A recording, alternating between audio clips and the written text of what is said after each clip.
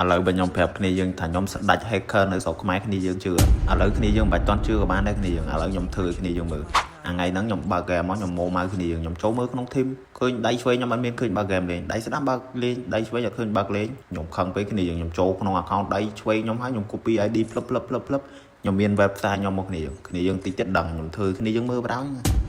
ខាង account នេះមានតាំងពី S1 មកបដ ாய் គ្នាយើង S ហ្មងក៏មាន account ហ្នឹង S ឥឡូវយើងចេញពី game យើងទៅចេញពី game យើងផ្លឹបទៅហើយចូល website យើងសិន copy ID ចូលហើយអីហើយចុច open មកផ្លឹបគ្នាយើងចាំមើលថាចូលឬមិនចូលគ្នាយើង account ណាគេមិន account មិញ level 83ចុយម៉ែ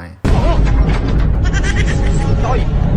ឥឡូវគ្នាយើងភ្លឺភ្នែកនៅគ្នាយើងខ្ញុំប្រាប់តែខ្ញុំស្ដាច់ hacker ស្រុកម៉ែរឿងអីគេខ្ញុំធ្វើបាននៅគ្នាយើងបើមិនជឿគ្នាយើង comment ID ពីណាក៏បានដែរគ្នា comment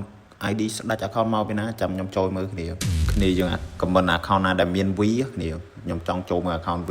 តែខ្ញុំមិនមាន ID ឥឡូវយើងចូលទៅមើលកៅអៅទៅជុំមកកៅអៅ account ទីចូលនោះអូយចុយសំខាន់មានពេជ្រទៀតចុយលេងមកករណីលើហើយប្រហើយលើ5ប៉ុតពេជ្រហ្នឹងអត់យូរទេកំ pl ែងនេះចំហេកចូល account នេះមកទទួលឲ្យផ្លេចចូលមើល skin កំភ្លើងវិញ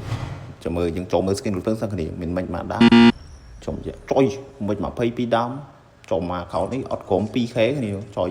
និយាយរួមមក website ខ្ញុំ hack ចូលតាម ID ហ្នឹងប្រើបានតែខ្ញុំទេគ្នាយើងប្រើអីអត់ការទេព្រោះអាហ្នឹងយើង hack បានតែចូលមើលអញ្ចឹងឯងតែយើងចាយពេជ្រចាយអត់ការទេគ្នាយើងហើយចាយពេជ្រម្ចាស់គេដាក់ក្បាលអាជះលើហ្នឹងអត់មិនទេ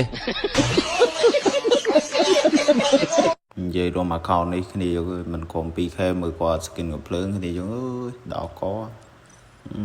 ដល់គ្មានស្ទើរមួយដើម22ដើមមានទាំងអស់មើលកៅអៅវិញលាក់គីមិចសតប្រោយហ្នឹងហើយគ្នាយើងកុំភ្លេច comment ID